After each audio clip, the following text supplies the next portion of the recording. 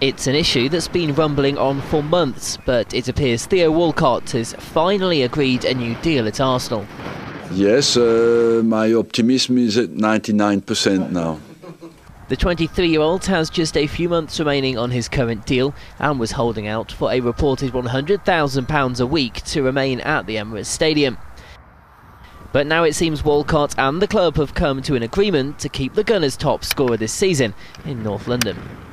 It is like that with the experience I have in negotiations. When things last too long, it's never a good sign. And in that case, it took us some time to get where we want to get. And it's still not finalized, but hopefully it will be done. With Walcott's new deal seemingly sorted, Wenger can now concentrate on bringing some new faces to the club. He's been linked with moves for a number of forwards, including Wilfried Zaha of Crystal Palace and Napoli's Edinson Cavani. But don't expect the Frenchman to rush into any deals. The prices go always up at the start of the transfer market and go down in the last week. Sometimes as well, you're right, they go up in the last week, but it depends. Most of the time they go down in the last week. And you know as well, you have as much experience is that 90% of the transfer activity happens in the last week of, if not in the last 48 hours.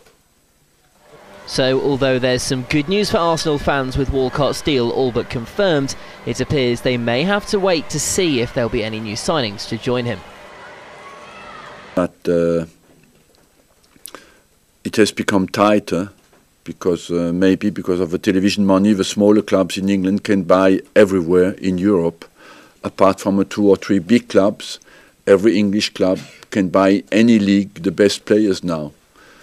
And that has produced an effect that for the top teams in England, it has become much more difficult because the smaller clubs can buy the best players in the other leagues.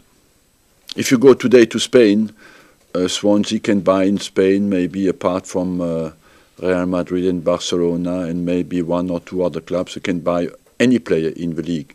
In Italy and as well, in France as well.